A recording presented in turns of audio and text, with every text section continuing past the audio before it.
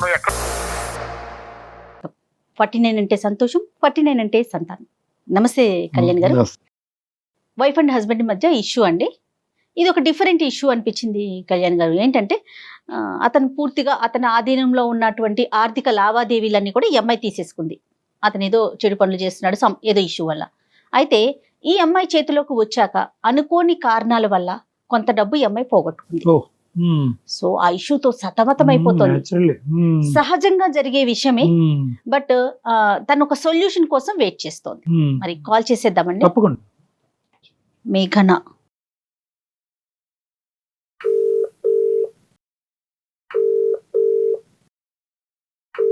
Hello మేఘన అండి. అవును మేడం, మీరెవరు మేడం? నేను జయానండి, అందమైన జీవితం ప్రోగ్రామ్ నుంచి కాల్ చేస్తున్నాను. నమస్తే మేడం. నమస్తే మేడం. నాతో పాటు కళ్యాణ్ గారు ఉన్నారండి, డాక్టర్ కళ్యాణ్ చక్రవర్తి గారు. సార్ నమస్తే సార్. నమస్తే. ఏంటమ్మా సమస్య? ఎవరి గురించి? మీ గురించా? ఏమైంది? మా వారికి ఏంటంటే కొన్ని బ్యాడ్ హ్యాబిట్స్ ఉన్నాయండి సార్. తాగటం, ఫ్రెండ్స్ కి వచ్చిన జీవితం అంతా వాళ్ళ ఖర్చు చేయడం. అసలు ఇంటికి రూపాయి తీసుకురాడు సార్. శాలరీ ఇవ్వంగానే ఆఫీస్ లో శాలరీ పడింది అంటే అట్నుంచి అటు వాళ్ళకి వెళ్ళి బాగా మంచిగా పార్టీలు దావత్లు చేసుకొని అన్ని ఖర్చులు అవగొట్టుకుని అప్పుడు ఇంటికి వస్తాడు సార్. అదేంటంటే అట్లా చేస్తున్నారని చెప్పి ఎన్ని సార్లు గొడవ పడినా సరే ఆయన ఏ మాత్రం ఆయనలో చలనం లేదు సార్. అన్ని చాలా కేర్లెస్ గా ఉంటాడు. ఏం చేస్తారు మేఘన? ఎంత వరకు శాలరీ వస్తుంది ఆయనకి? ఆయనకి ఒక 50,000 దాకా వస్తుంది మేడం. ఓకే. పిల్లలు ఉన్నారండి? ఒక పాప ఒక బాబండి. పిల్లలున్నా కూడా కొంచెం బాధ్యత తక్కువగా ఉంది. ఆ బాధ్యత తక్కువ మేడం. ఏం లేదు, ఎంత కాడికి ఫ్రెండ్స్ ఫ్రెండ్స్ ఫ్రెండ్స్ పెళ్ళైతే మటుకు ఫ్రెండ్స్ వదలాలా, నువ్వు మేనేజ్ చేసుకో అంటాడు మేడం. చేతికి డబ్బులు ఇస్తేనే కదా మనం మేనేజ్ చేసేది, చేతికి డబ్బులు ఇవ్వడు. మీరేమన్నా చేస్తారంటే జాబ్ చేస్తున్నారా? లేదు మేడం, నేను ఇంట్లోని హౌస్ వైఫ్ నే మేడం. Right right. ఓకే. ప్రధానంగా సమస్య ఏంటమ్మా? తాగటమా? కాదు కాదు సార్, ఆ డబ్బులన్నీ అలా ఆయన పాడు చేస్తున్నారని చెప్పి చాలా సార్లు గొడవలు జరిగినాయి సార్. ఇంకా నేను పెద్దవాళ్ళలో పెట్టి అదే జీతం అంతా నా చేతికి ఇస్తేనే నేను కాపురానికి వస్తానని చెప్పాను సార్. సరే అని చెప్పి బాగా గొడవలు అయినప్పటికీ నేను మొన్న 3 నెలలు వెళ్ళి పుట్టింట్లోనే ఉన్నాను సార్. అయ్యో. సరే నువ్వు చెప్పినట్టే వింటాను అని కొంచెం ఆయన జీతం తేవటం నాకు ఇవ్వటం కొంచెం అట్లా అట్లా కొంచెం దారిలో పడుతున్నాను సార్.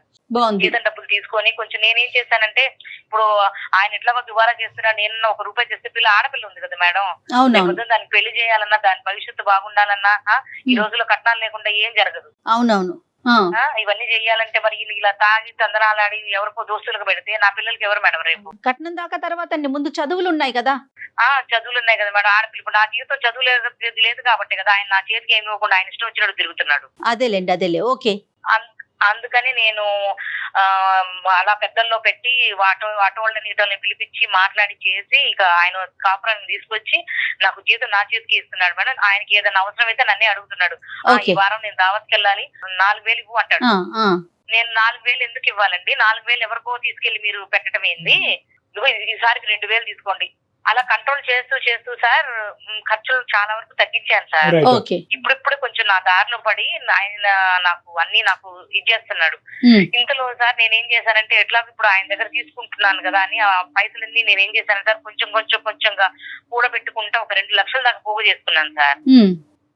పోగు చేసుకుంటే ఇక ఉంటారు కదా సార్ మాకు తెలిసిన వాళ్ళు, అమ్మలక్కలు అందరూ కూర్చుంటాం కదా ఇట్లా అని చెప్పుకున్నప్పుడు ఇక్కడ మన గల్లీలోనే వాళ్ళు చీటీ చేస్తున్నారే, నువ్వు కూడా దాచిపెట్టి అందరికి సర్ప్రైజ్ చెయ్యి, నువ్వు కూడా రేపు మంచి అమౌంట్ వస్తుంది అంటే సరేలే ఆశపడ్డాను సార్. ఆశపడి నేను కూడా చిట్టి కట్టాను, 5 లక్షల చిట్టి. Okay okay. ఇంకేం లేదు, వచ్చే నెల మనం పాడుకుంటే మనకు 5 లక్షల చేతులకు వచ్చేస్తాయి మేడం. అయితే ఇందులో ఆమె ఐపీ పెట్టి వెళ్ళిపోయిందంట రాత్రి. అయ్యో. ఏం చెప్పంటారు మేడం? అయ్యో. మా వారికి తెలీదు. ఇంతలో ఈయన ఏం చేశాడు, రాత్రి వచ్చి ఏమేమే ఇప్పుడు నువ్వు నా దగ్గర డబ్బులు తీసుకుని దాచి పెడుతున్నావా, మీ పుట్టింటోళ్ళకి పెడుతున్నావా, నువ్వు అసలు ఏం చేస్తున్నావు నాకు తెలియట్లేదు అంటే, లేదండి దాచి పెట్టాను, మీకు వచ్చే నెల మీకు ఒక సర్ప్రైజ్ ఇస్తానండి అని చెప్పాను. నేను చెప్పేశారు. తీరా చూస్తే నేను చెప్పాను సర్ప్రైజ్ ఇస్తానండి అంటే, అవునా అన్నాడండి.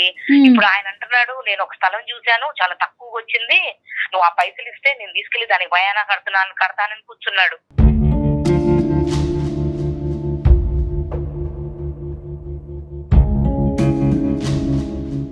ఇప్పుడు నేను ఏం చేయాలో నా కాళ్ళు చేతులు ఆడట్లేదు ఒక సార్. నిమిషం మేఘన, ఇప్పుడు మీరు తీసుకున్నటువంటి ఈ కంట్రోలింగ్ ఫ్యాక్టర్ వల్ల తాగుడు తగ్గిందమ్మా? ఖర్చు తగ్గింది, తాగుడు తగ్గింది, తగ్గింది సార్. రైట్? ఓకే, తాగుడు తగ్గింది, కొంచెం దావత్లు చేయటం, అంటే మా గురించి కొంచెం మనిషి మారాడు. ఈ మారటం అనే దానికి సంబంధించిన క్రెడిట్ నీకు ఇస్తున్నాడా? మేఘన, నీ వల్ల నేను మారాను, మనం ఇప్పుడు హ్యాపీగా ఉన్నాము, నువ్వు తీసుకున్న జాగ్రత్తలు, ఆ క్రెడిట్ అయితే వచ్చిందా మీకు? ఇస్తారు సార్, ఇస్తారు, బాగానే చూసుకుంటున్నాడు. ఓకే, ₹1 నేనేందంటే ఆయనకి ఏందంటే అనుమానం నేనేందో తీసుకెళ్లి మా పుట్టింటోళ్ళకి పెడతానని. Okay, okay. నేను ఎందుకు పెడతాను సార్? నాకు ఆడపిల్ల ఉన్నప్పుడు నేను మా అమ్మోళ్ళకి నేను ఎందుకు ఇస్తాను? నా పిల్లకి నేను చూసుకుంటాను. కాదు, ఈ సర్ప్రైజ్ ఇవన్నీ పక్కన పెడితే ముందు నుంచి ఇలా నేను చిట్టి పాడుతున్నాను, ఫైనల్ గా మనకి ఇంత అమౌంట్ వస్తుందని ముందు నుంచే చెప్పలేదు సార్. నేను చేసిన తప్పు ఏంటంటే ఆయనకి ఒక్కసారిగా 5 లక్షలు తీసుకెళ్లి ఆయన చేతిలో పెడదాం అనుకున్నాను సార్. ఓకే, నా కర్మ సార్, నా కర్మ, ఏం చేద్దాము? అంటే మీరేమనుకున్నారంటే కనుక మీరు మారటానికి ఇది గిఫ్ట్ అన్నట్టుగా అనుకున్నారు అంతే సార్. కానీ మేఘన, చదువుకున్నారు కదా మీరు, ప్రైవేట్ వాళ్ళ వ్యక్తుల దగ్గర చిట్టీలు వేయకూడదని ఎంత ఎంత ఎలాంటి ప్రచారం జరుగుతా ఉంది మేఘన? బాగా లేచిన దగ్గర నుంచి తెల్లారి ముఖం చూసుకుంటాం మేము, వదినా వదినా అనుకుంటా. మేఘన, ఇప్పుడు సమస్య ఏంటమ్మా? అంటే నీ నోటి ద్వారా ఇది చెప్పలేవా? నేను నాకు మీరు చేసేది ఇదేంది సార్? నాకు నిన్న పిచ్చి పిచ్చి ఆలోచనలు వచ్చింది సార్, చచ్చిపోదాం అనుకున్నాను. అయ్యయ్యో, లేదు సార్, ఎందుకంటే ఇప్పుడు ఆయన అంతమంది ముందు ఆయన్ని గొడవ పెట్టి 10 మందిలో నేను ఇట్లా చేస్తున్నానని చెప్పి ఆయన దగ్గర పెత్తనం అంతా నేను తీసుకొని నేనేదో ఉద్ధరిద్దామని నేను చేసిన ఆలోచన మంచిదే గానీ నా టైం బాగలేదు సార్.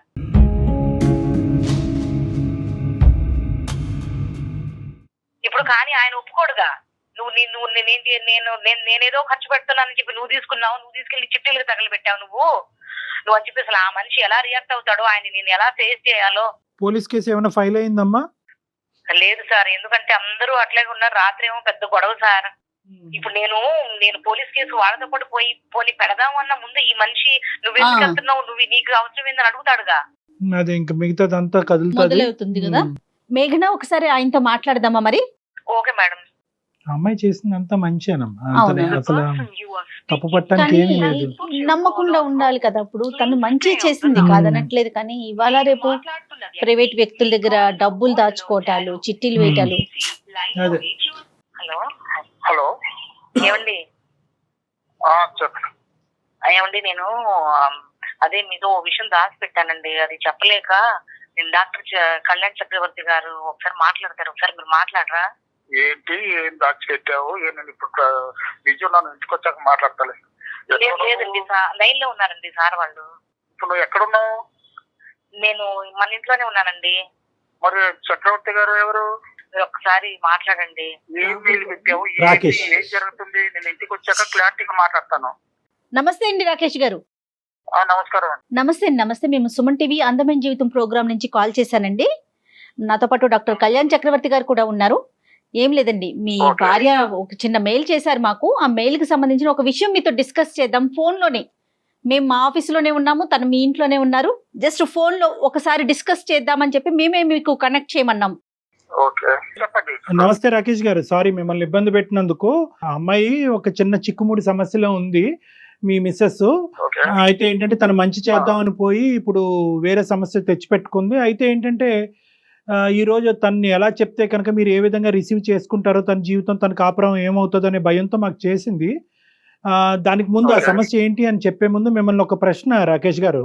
మీరు ఇంతకు ముందు ఆవిడ చెప్పినటువంటి మాటలు బట్టి ఇంతకు ముందు డ్రింక్ చేసి కొద్ది డబ్బులు విచ్చలవిడిగా ఖర్చు పెట్టి కొద్దిగా చల్లా చెదిరైనాయి జీవితాలు కాస్త. ఇప్పుడు ఏమొచ్చి అదంతా కూడా ఆవిడ చేసిన ప్రయత్నం బట్టి ఇది ఒక గాడిలో పడింది అన్నట్టు మాకు చెప్పారు ఆవిడ. అది నిజమేనండి?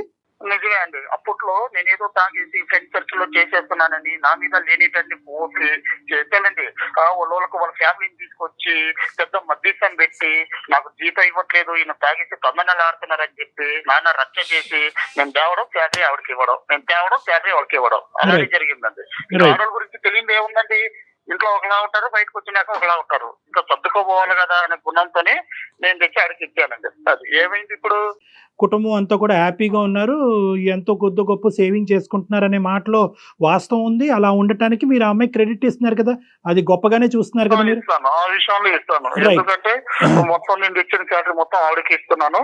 ఆవిడే ఏ టు జెడ్ ఆవిడే చూస్తుంది. సరే, వెరీ గుడ్. ఇప్పుడు ఏంటంటే ఆవిడ ఉద్దేశం అయితే కరెక్ట్ అని మీరు నమ్ముతున్నారు. ఆవిడ కఠినంగా వ్యవహరించినా కూడా ఈ రోజు ఆవిడ ఉద్దేశం అయితే కరెక్టే అని మీరు నమ్ముతున్నారు. నమ్ముతున్నానండి. కరెక్ట్ ఆ అండి. విషయంలో అయితే మాత్రం నమ్ముతాను. కొన్ని సందర్భాల్లో ఏమవుతుందంటేనండి, ఇక్కడ ఒకటే కాదు, కొన్ని సందర్భాల్లో ఏమవుతుందంటే ఇలా మంచి చేయటానికి పోయి కొంతమంది కొన్ని కష్టాలు కొని తెచ్చుకుంటారు. అది ఉద్దేశపూర్వకంగా కాదు, అదృష్టం బాలేక, టైం బాలేక జరిగేటటువంటి అంశాలు. ఈరోజు మీ వైఫ్ కూడా అదే పొజిషన్‌లో ఉంది. ఏంటంటే కనుక ఆవిడ మీ దగ్గర నుంచి సేవ్ చేసినటువంటి రూపాయి అమౌంట్ కాస్త చీటీ కట్టారు. చీటీ కట్టారు. చీటీ కట్టారా? చీటీ కట్టారు. మనకి ఏ రోజు చెప్పలేదండి ఈ విషయం. అదే ఓకే చెప్పండి. ఓకే చెప్పండి. ఓకే. ఈ మధ్యలో మీరు కూడా అడుగుతున్నారంట, ఏమైనాయి ఆ డబ్బులు, ఏమైనాయి, ఎక్కడ పెట్టినావు, మీ అత్తింటి మీ పుట్టింటి పంపిస్తున్నావా ఏంటి అని రకరకాలు అడుగుతున్నారంట. ఆవిడ పాపం నేను చాలా సార్లు అడిగితే నేను సేవింగ్ చేస్తున్నానండి, సేవింగ్ చేస్తున్నాను, మీకు ఎందుకు, మీరు అడిగినప్పుడు ఒకేసారి మంచిగా ఇస్తానని చెప్పారు నాకు. అది కరెక్ట్, అది వాస్తవం. అది మీరు నమ్మారా? అది అది అది అది ఆవిడ అబద్ధాలు ఆడే. నమ్మాను. ఎందుకంటే ప్రతిరోజు వచ్చిన శాలరీలో తీస్తున్నానండి, అక్కడ పెట్టున్నాను, బ్యాంక్ వేస్తున్నాను, మీకు ఆ ప్రాబ్లం లేదంటుంది, చూస్తుంది, ఇంట్లో కావాల్సిన ఏ టు జెడ్ ఆవిడ చూస్తుంది. రైట్. నేను నమ్మాను. అయితే ఇప్పుడు ఏంటంటే, ఇప్పుడున్న పరిస్థితి ఏంటంటే, కొద్దిగా మీరు జాగ్రత్తగా ఆలోచించవలసినటువంటి అంశం, కొద్దిగా కూల్గా వినాలి. ఆవిడ కూడబెట్టినటువంటి ఆ డబ్బు కాస్త ఈ రోజు ఆవిడ చేతుల్లో లేదు. ఇంక రేపనగా అంటే నెక్స్ట్ మంత్ లో పాడదామనేటటువంటి పరిస్థితికి వచ్చేటప్పటికి చాలా సందర్భాల్లో చాలా చోట్ల మనం చూసేటటువంటి మోసాల్లాగే ఈ చీటీ కంపెనీ కాస్త ఎత్తేసారంట, ఐపీ పెట్టి ఎత్తేసారంట. ఇప్పుడు ఆ కంపెనీ కాస్త లేదు. సో ఆవిడ పెట్టినటువంటి డబ్బులన్నీ ప్రస్తుతానికి పోయినట్టే. ఏదైనా పోలీస్ కేసు ఏదైనా వేసి మళ్ళీ ఏమైనా అది వేరే విషయం. కానీ యాజ్ ఆఫ్ నౌ పాపం ఆవిడ మీకు చెప్పుకోలేకపోతుంది, కానీ ఆవిడ విపరీతమైనటువంటి బాధ, దుఃఖంలో ఆవిడ ఉంది. ఆవిడ ఏంటంటే ఆఖరికి ఈ విషయం నా భర్తకు చెప్పుకోలేనటువంటి పరిస్థితుల్లో నేను చచ్చిపోవటానికి కూడా రెడీ అనేటటువంటి ఆలోచన చేసేటప్పటికి మేము అలా కాదమ్మా, మేము ఉన్నాం నీతో పాటు, నువ్వు నీ బాధ ఏంటో మాకు చెప్పు, మేము కమ్యూనికేట్ చేయవలసినటువంటి విధంగా మేము రాకేష్ గారికి కమ్యూనికేట్ చేస్తామని చెప్పాము. ఇప్పుడున్న పొజిషన్ అది సార్. చూడండి చక్రవర్తి గారు, నేను ఒక విషయం చెప్తాను. ఇప్పుడు నేను ఏదో చేసేస్తున్నాను, నేను బయట ఖర్చు చేసేస్తున్నాను అని చెప్పి మధ్యస్థం పెట్టి మొత్తం నానా హంగామా చేసి తెచ్చి ఇంట్లో సేవింగ్ పెట్టారు. ఇప్పుడు సడన్ గా ఐటీ పెట్టేస్తారంటే ఎంత అమౌంట్ అండి? ఎలా జరుగుతుంది ఇది? ఎందుకు భర్తకు ఒక భార్య చెప్పుకోలేనంత కష్టం వచ్చేసిందా ఇక్కడ?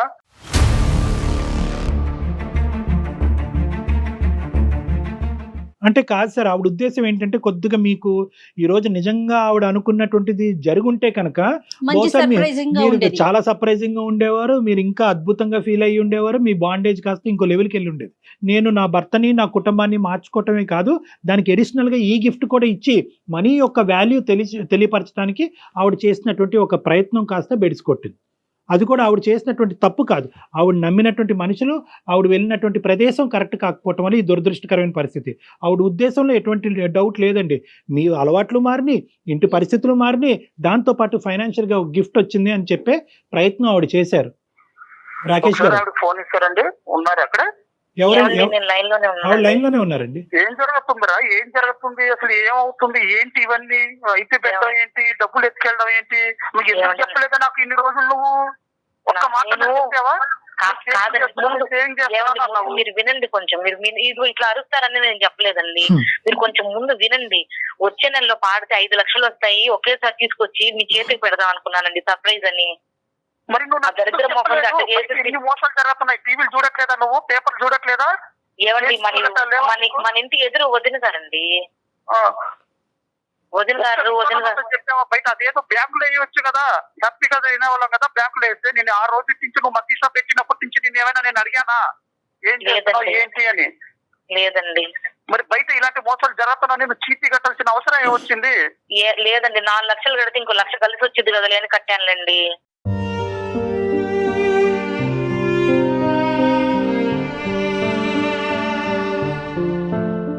ఇప్పుడు జరుగుతున్న దాంట్లో రూపాయి కూడా పెట్టిండే మన కష్టమే అది. మన పిల్లలు మనం బాగుండాలి అనేసి నువ్వు లేడీస్ మాటలు విని ఎందుకు ఇలా చేసావే నువ్వు? 1-2 లక్షలే? 5 లక్షలండి. పిల్ల పేరు మీద ఇద్దాం అనుకున్నానండి.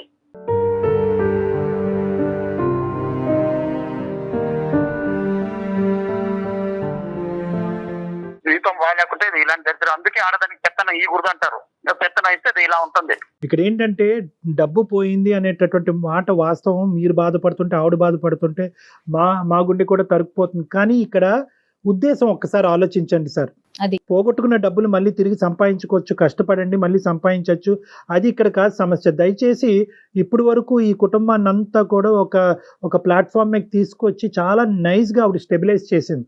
దాన్ని ఇంకో మెట్టు ఎక్కించి మిమ్మల్ని సంతోషపెట్టి మిమ్మల్ని సర్ప్రైజ్ చేద్దామని అనుకున్నది ఆవిడ ఉద్దేశాన్ని తప్పుపట్టండి. పోయింది డబ్బు కాదనట్లేదు, వెళ్ళిన చోటు చేసినటువంటి ప్రాసెస్ తప్పు.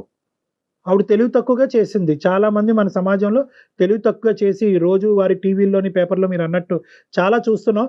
కానీ ఏంటంటే ఆశకు పోయి ఒక 10 రూపాయలు ఎక్కువ వస్తాయనేటటువంటి ఉద్దేశంతో ఎక్స్ట్రా రిస్క్ తీసుకుని చాలామంది పోగొట్టుకుంటున్నారు. ఈవిడ కూడా అందులోనే కాలు పెట్టింది. కానీ ఉద్దేశం గురించి నేను చెప్తున్నా, ఉద్దేశం మంచిదా కాదా? మంచిదే అండి, ఉద్దేశం మంచిదే కాదనట్లేదు. ఎందుకంటే నేను ప్రతిసారి శాలరీ ఇచ్చినప్పుడల్లా ప్రతిసారి అడతాను, ఏం చేస్తున్నావు అంటే నేను సేవింగ్ చేస్తానని, నేను ఎత్తి పెడతానండి, అన్ని నేను చూసుకుంటానంటే ఇంకా వద్దు అంటే ఇంకా సరే. నేను ఆ ఒక్క ఉద్దేశం మీదే నేను బయట ఫ్రెండ్స్ వెళ్ళట్లేదు, పార్టీలు వెళ్ళట్లేదు, వీకెండ్ మానేసుకున్నాను. సరే ఏదో హ్యాపీగా ఉందా అనుకున్నాను. భర్త బయటకు వెళ్ళినప్పుడైనా సరే, భర్త ఆఫీస్కి వెళ్ళినప్పుడు సరే, ₹1 ఎంత సేవింగ్ లో ఉందో చెప్పాల్సిన అవసరం భార్యకు ఉందా లేదా అది చెప్పండి మీరు క్లారిటీగా. ఒకటి సార్, ఇక్కడ ఏంటంటే మీరు ఎలా ఖర్చు పెడుతున్నారు అనే లెక్క ఆవిడకి తెలియాలి అనేటటువంటి రూల్ ఉన్నప్పుడు ఆవిడ ఎలా ఖర్చు పెడుతుంది అనేటటువంటి లెక్క కూడా మీకు కూడా తెలియాలి. ఇక్కడ అది అందులో that is very clear sir, అందులో ఎటువంటి డౌట్ లేదు. కానీ ఇక్కడ ఏంటంటే ఆవిడ ఉద్దేశం ఏంటంటే ఇది ఒక్కొక్క రూపాయి కూడబెట్టి ఒకేసారి సర్ప్రైజ్ ఇద్దాం అనేటటువంటి ఆలోచనతో ఆవిడ చేసినటువంటి స్టెప్పే కానీ మీ దగ్గర ఉద్దేశపూర్వకంగా ఆవిడ ఖర్చులకో ఆవిడ సంతోషాలకో ఆవిడేమి పర్సనల్గా ఏం వాడుకోలేదు ఇక్కడ. అది మీకు తెలుసు, మాకు తెలుసు. మీ భార్యగా ఏంటంటే అది మీకు అర్థమవుతుంది. ఆవిడ మాట్లాడినటువంటి పద్ధతులు విధానాలు బట్టి మాకు కూడా కొంతవరకు అర్థమవుతుంది. ఎటొచ్చి ఏంటంటే ఇది జరిగింది కాబట్టి ఈ జరగటం వల్ల మీ మనసు విరిగిపోయి ఇంతకు ముందు వచ్చినటువంటి డిఫరెన్సెస్ మళ్ళీ పెరిగిపోకూడదు, మళ్ళీ పునరావృతం అవ్వకూడదు, మనస్పర్ధలు పెరగకూడదు. ఎందుకంటే ఈ ఫ్యామిలీ అంతా కూడా ఒక మంచి ఒక పొజిషన్కి వచ్చింది. సో ఇక్కడ మీరు మనీ పోయింది అని చూస్తే కనుక ఆవిడ మీద నెగిటివ్ వైబ్రేషన్ వస్తుంది. కాదు, ఆవిడ ఉద్దేశం కరెక్ట్, పోయిన డబ్బులు ఎలాగ పోయినాయి, నా భార్య పెర్ఫెక్ట్, నా కుటుంబం గురించి ఆవిడ ఏమన్నా చేయడానికి రెడీ అని అనుకుంటే కనుక మీ ఇద్దరు బాండింగ్ ఇంకా పెరుగుతుంది. కానీ పాపం ఆవిడ ఉద్దేశం కరెక్ట్, అది కళ్యాణ్ గారు అంటున్నట్లుగా. మేఘన, ఇక్కడ 2 things అమ్మా. ఒకటి ఏంటంటే చాలా రిస్క్ ఇష్యూ ఒకటి చేసావు, రెండోది ఏంటంటే అతని దగ్గర దాచిపెట్టావు. రెండు డేంజర్. నేను దాచిపెట్టడం అంటే సార్, మా వారికి నేను అంత ఒక్కసారిగా 5 లక్షలు తీసుకుని ఇదిగోండి రూపాయి పోగు చేసి మీకు సర్ప్రైజ్ చేద్దామని దాచిపెట్టాను, కానీ మా వారు చెప్పకూడదు అనేది నా ఉద్దేశం కాదు. ఇక్కడ ఇంత తెలివితేటలు ఉపయోగించారు కదా ఆయనకి సర్ప్రైజ్ చేయాలని. మరి ప్రైవేట్ గా ఒక వ్యక్తుల్ని నమ్మి ఎలా చిట్టి వేశారండి? ఎన్ని పథకాలు లేవు, ఎన్ని గవర్నమెంట్ బ్యాంక్స్ లేవు. 5 లక్షలు వస్తాయన్నారు మేడం. 5 లక్షలు వస్తాయని ఆశపడ్డాను, మనిషిని కాదమ్మా. ఇక్కడ ఒకటి మేఘన, ఏంటంటే ఇప్పుడు మీరే ఇందాక అన్నారు, అమ్మలక్కలో ఎవరో అన్నారు కదా, ఏదైనా కూడా మీ ఇంటి పరిస్థితులు బట్టి మీరు ఏదైనా ఒక నిర్ణయం తీసుకోవటం అనేటటువంటి చాలా ఇంపార్టెంట్ అమ్మా. మీ భర్త, అతని సంపాదన, ఇంటి వ్యవహారాలు, పద్ధతులు, మీ ఇద్దరి మధ్యన ఉండే అండర్స్టాండింగ్ బట్టి ఎవరికి వాళ్ళు నిర్ణయాలు తీసుకోవాలి. వాళ్ళు ఏదో చెప్పారు, వదిన గారు ఏదో చెప్పారు, పక్కింటి ఆంటీ ఏదో చెప్పింది అంటే కనుక ఇప్పుడు మీకు వచ్చిన కష్టం ఆవిడకి వచ్చింది కాదనట్లేదు. కానీ వాళ్ళ భర్త ఆవిడని అర్థం చేసుకునే విధానం, మీ భర్త మీ మధ్యన ఉండేటటువంటి బంధం చాలా వ్యత్యాసం ఉంటుంది. సో కాబట్టి ఏంటంటే మీ పరిస్థితులు బట్టి, మీ ఇంటి వ్యవహారాలు బట్టి మీరు నిర్ణయాలు తీసుకోవాలి. కేవలం చెప్పుడు మాటలకు పోయి ఏదో క్లిక్ అవుతే ప్రతిదీ లాటరీ టికెట్ కింద తగులుతుంది అనే ఉద్దేశంతో అన్నెసరీ రిస్క్ తీసుకుని జీవితాన్ని వ్యర్థపరచుకోవద్దు. సో మీకు ఈ రోజు చాలా పెద్ద పాఠం నేర్చుకున్నారు. ఎటొచ్చి ఏంటంటే ఇక్కడ మీకున్న అదృష్టం ఏంటంటే మా ద్వారా ఈరోజు నేను అనుకోవటం, రాకేష్ గారు ఒక మాట, మీకు ఇష్యూ అర్థమైనట్టే మేము భావిస్తున్నాం. చక్రవర్తి గారు, కాకపోతే ఒకటండి, ఎప్పుడైనా సరే ఒక భర్త ఆఫీస్కి వెళ్ళి మంత్లీ సేవింగ్ చేసేటప్పుడు ఆ భర్త కష్టం ఏంటి, నేను ఎలా మార్చుకున్నాను, నేను నా మొగుడుకు చెప్పుకోవాలి అన్న ఒక భార్య ఆలోచిస్తే ఇన్ని జరగవండి.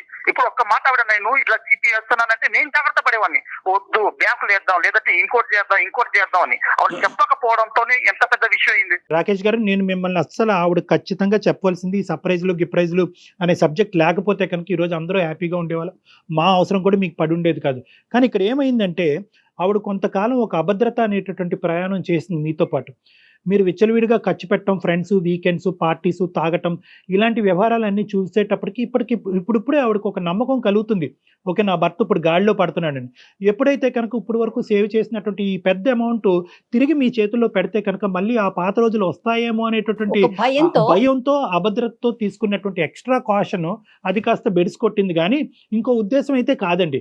మీ దగ్గర దాచిపెట్టి ఆవిడ వెళ్ళి ఇంకో విధంగా ఖర్చు పెట్టింది అనుకోండి, మీ దగ్గర దాచిపెట్టి మీరు అనుకున్నట్టుగా వెళ్ళి వాళ్ళ పుట్టింట్లో ఎక్కడో పంచడం జరిగింది అనుకోండి, అప్పుడు మీరు నిలదీయండి, అడగండి.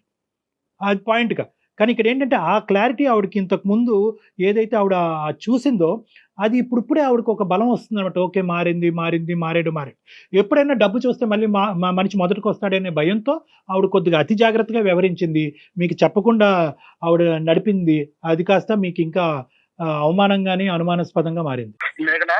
చూసావా నీ తొందరపాటు వల్ల ఎంత ఇదైందో చూసావా? నేను ఫస్ట్ చెప్తానే ఉన్నాను, నన్ను నువ్వు మార్చడం కోసం ఎన్ని అవస్థలు పడ్డావో నేను అది కూడా చెప్తున్నాను. నీ కోసమే నీ వీకెండ్ వదిలేశాను, పార్టీస్ వదిలేశాను, ఫ్రెండ్స్ వదిలేశాను, పబ్బులు వదిలేశాను. ఎందుకు? ఏమంటే మా పిల్లలు ఏమైపోతారో అన్నావు. నేను సరే పోనీ ఆడదాన్ని మాట వినాలా? మా అమ్మ తిట్టింది, మా నాన్న తిట్టారు, మా మేనత్తీలందరూ అన్నారు. వాళ్ళ మాటలు ఏమైనా పట్టించుకున్నానా? పట్టించుకోలేదు. ఎందుకు నీకు తెచ్చిచ్చాను నేను శాలరీ? ఎందుకు తెచ్చిచ్చాను? ఏదో ఇంట్లో చేస్తున్నావు కదా అని నిన్ను నమ్మే కదా ఇచ్చాను. ఏ రోజైనా నన్ను ఈ విషయం డిస్కస్ చేసావా? బయట టీవీలు చూడట్లేదా? బయట న్యూస్ చూడట్లేదా? మోసాలు, దగాలు, చీటీలు, అవి ఇవి అనేసి ఒక్క విషయం నాతో చెప్పుంటే సేవ్ అయిపోయేది కదా. ఈ రోజు ఇంత పరిస్థితి వచ్చేదా మనకు?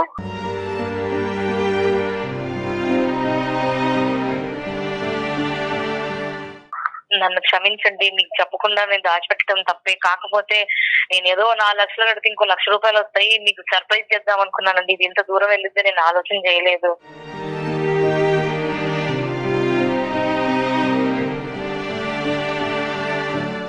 ఆవిడకి పూర్తిగా అర్థమైంది. మీరు కూడా ఆవిడని అర్థం చేసుకున్నారు. కాబట్టి ఇక ముందు నుంచి ఈ సబ్జెక్ట్ గురించి ఎక్కువ డిస్కస్ చేయకుండా అక్కడ దగ్గరలో పోలీస్ స్టేషన్కి వెళ్ళి మీరు కూడా ఒక కంప్లైంట్ పెట్టి ఏదన్నా ఒక చిన్న అవకాశం ఉంటే కనుక ఆ భగవంతుడి దయ వల్ల ఆ ప్రయత్నం అయితే చేయండి. లేదంటే మీ కష్టాన్ని మళ్ళీ మీరు నమ్ముకుని ఒక నమ్మకంతో ముందుకు ప్రయాణం సాగించండి. తప్పకుండా సార్. ఏమండి సరే పోనీ ఇంకా ఏడవకు. ఎందుకు ఏడుస్తున్నావు? అయ్యేదా అయిపోయింది. ఇంకోసారి తెచ్చుకున్నావు. నువ్వు కష్టపడు. నీకు మన డబ్బులు తీసుకుపోయినా ఆమె వద్దు. ఆవిడ ఉసురు తగలుతుంది, ఈవిడ పోతుంది, ఈవిడ చేస్తారు. వద్దు. మన పిఎస్కి వెళ్ళి కంటే నీలాంటి వాళ్ళు 100 మంది ఉన్నారు. ఇవాళ న్యూస్ కూడా వచ్చింది, డైలీ ఆటో న్యూస్ వచ్చింది, చీటీల పేరుతో మోసం అని. నువ్వు బయట మీటింగ్ మానేసి ముందు వెళ్ళి ఆ టైలరింగ్ వచ్చు. నీకు ఏదో ఒకటి నా శాలరీలో నీకు షాప్ పెట్టిస్తాను, ఆ టైలరింగ్ నేర్చుకో. ఇద్దరం కష్టపడదాం, పిల్లల కోసం వేద్దాం. ఇంకా నుంచి ఈ చీటీలు గీటీలు అన్ని వదిలి ఈ ఆడవాళ్ళని మానేసాయి. మీరు చెప్పినట్టే వింటానండి, మీరు ఎట్లా చెప్తే అట్టాగా. సూపర్. నేను ఇదే చెప్తున్నాను. ఇంకోసారి కానీ ఇలాంటివన్నీ నువ్వు వదిలి, నువ్వు బయట మీటింగ్లు ఆ అక్క చెప్పింది, ఈ ఆంటీ చెప్పింది, వీళ్ళతో వదిలి. నీకు టైలరింగ్ వచ్చు, నీకు నేను టైలరింగ్ పెట్టిస్తాను, లక్షణంగా టైలరింగ్ కుట్టు. ఇద్దరం కష్టపడదాం. ₹30 ఇంకా నుంచి బ్యాంకులో వేసుకుందాం. నేను అంత దుర్మార్గులు కాదే. నాకు ఒక్కసారి నా ఫోన్ చేసి ఇలా జరిగిందండి అనేసి అన్నావా? భయపడింది. ఖచ్చితంగా మీరు కంప్లైంట్ చేసే ప్రయత్నం చేయండి. ఓకేనమ్మా. Madam, thank you so much sir. మీకు ఎప్పటికీ రుణపడి ఉంటాను. అయ్యో పర్వాలేదండి. నమస్తే సార్. కళ్యాణ్ గారు, ఇలాంటివి ఎక్కువ వింటూ ఉంటామండి. ప్రైజ్లు ఒకటి, సర్ప్రైజ్లు ఒకటి. చాలా మంది ప్లాన్ చేస్తూ ఉంటారు. ఎప్పుడైతే సర్ప్రైజ్ అంటారో ఖచ్చితంగా అది బెడ్స్ కొట్టుతుంది. అది చూడండి, ఇప్పుడు ఇది డబ్బులతో కూడుకున్నది కాబట్టి సరిపోతుంది. అది ఇంకొక విషయం అనుకోండి, అది ఎక్కడి దాకా వెళ్ళిపోతుంది కదండి. అసలు ఇవి వర్కౌట్ కావంటారు. ఎందుకు ఇలాంటి ఆలోచనలు వస్తూ ఉంటాయి? అమ్మ, సర్ప్రైజ్ అనేటటువంటిది ఏంటంటే 2 విధాలుగా ఉంటుంది. ఒకటి, అది హ్యాపీ సర్ప్రైజా, రిస్కీ సర్ప్రైజా. ఇప్పుడు వీళ్ళ విషయం ఉందనుకోండి, అది రిస్కీ సర్ప్రైజే. అది ఈవెన్చువల్గా ఆవిడ అనుకున్నట్టు 5 లక్షల వరకు వస్తే కనుక సర్ప్రైజ్ అయ్యేది, అది అయ్యే ఉండేది, మంచి జరిగి ఉండేది. కానీ దానివల్ల ఏమవుతుంది అంటే కనుక దాంట్లోనే ఇంకా ప్రోత్సహించబడతారు వీళ్ళు. ఇంకా మళ్ళీ చిట్టీలు వేస్తారు, మళ్ళీ పాడతారు. ఇక్కడ 5 లక్షలతో పోయింది, అక్కడ 15 లక్షలు, 15 లక్షలు. సో కాబట్టి ఏంటంటే ఎప్పుడైనా ఒక సర్ప్రైజ్ అనేటటువంటిది అవతల వ్యక్తికి నిజంగా సర్ప్రైజ్, ఒక హ్యాపీ సర్ప్రైజ్ అయినా కూడా ఈవిడ రిస్కీ స్టెప్స్ తీసుకుంటుందా లేదా అనేటటువంటి దాన్ని బట్టి ఆధారపడి ఉంటుంది. అది నేను అతిగా రిస్క్ తీసుకుంటున్నాను, అతిగా ప్రాబ్లమ్స్ చేస్తున్నాను, అతనికి వచ్చేటటువంటి అక్కడ వచ్చేటటువంటి సంతోషం కంటే జరిగే చెడు ఎక్కువ ఉంది అనుకోండి, బహుశా ఏంటంటే సర్ప్రైజ్ ఆ స్థాయి లేకపోయినా కూడా ప్రతిరోజు తెలియపరుస్తూ చిన్న ప్రైజులు ఇచ్చినా కూడా చాలా సరిపోతుంది. అంతే. థ్యాంక్ యూ కళ్యాణ్ గారు. అందమైన జీవితం సమర్పిస్తున్న వారు 49 అంటే సంతోషం, 49 అంటే సంతానం. యాంకర్ డ్రెస్ కట్టెసిపై రంగవర్ష, కొండాపూర్, హైదరాబాద్.